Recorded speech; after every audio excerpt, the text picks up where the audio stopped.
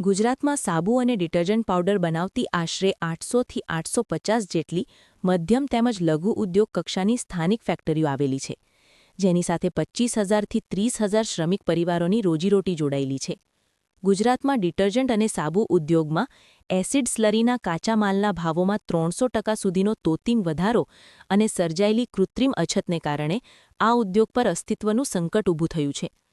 હાલની ગંભીર પરિસ્થિતિને કારણે 80%થી 90% જેટલા એકમો બંધ થઈ ગયા છે. પરિણામે 15થી 20,000 શ્રમિકો બેરોજગાર બનીને પાયમાલ થઈ રહ્યા છે. ડિટર્જન્ટ ઉદ્યોગના સંગઠનો સરકારને નમ્ર અપીલ કરે છે કે જો એમએસએમઈ એકમો માટે કાચા માલમાં 20%થી 30% જેટલો કોટા નક્કી કરી આપવામાં આવે તો આ ઉદ્યોગને નવજીવન મળી શકે છે. ગુજરાત સ્મોલ સ્કેલ ડિટર્જન્ટ્સ મેન્યુફેક્ચરર્સ એસોસિએશનના અધ્યક્ષ પદ ઉપર કાર્યરત છું.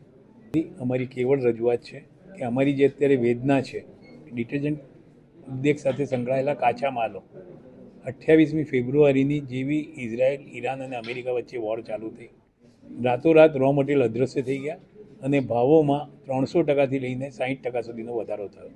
કાચા માલવાળા ભાવ વધારાની હરીફાઈમાં ઉતરી ગયા છે, જેથી આ ઇન્ડસ્ટ્રી માટે સર્વાઈવલ બહુ મોટો ઇસ્યુ થઈ ગયો છે.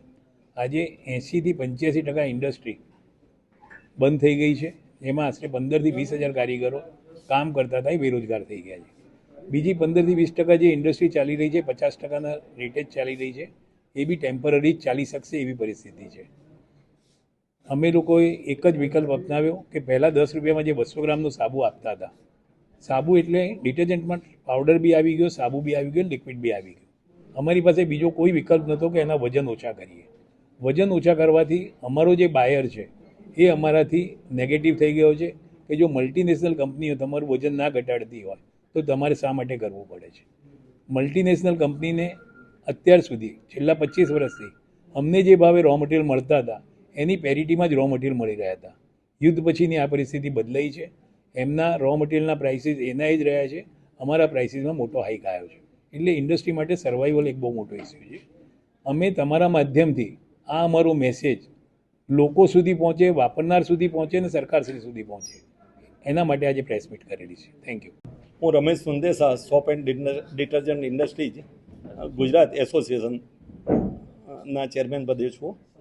અમારી એક જ રજૂઆત છે આપના માધ્યમથી કે હાલમાં જે અમને અમારી ઇન્ડસ્ટ્રીમાં રો મટીરિયલમાં 100થી માંડીને 300% સુધીનો વધારો થયેલ છે અને એના કારણે અમારી ઇન્ડસ્ટ્રી આજની તારીખમાં 80થી 90% યુનિટો બંધ છે. તો આના માટે સરકારશ્રી ખૂબ ગંભીરતાથી આ બાબતને ધ્યાનમાં લે અને લોકલ કંપનીઓ સુધી આ રો મટીરિયલ અવેલેબલ થાય. સરકારશ્રીએ ઘણી બધી રાહતની જાહેરાતો કરેલી છે, પણ એ રાહતો અમારા સુધી પહોંચતી નથી.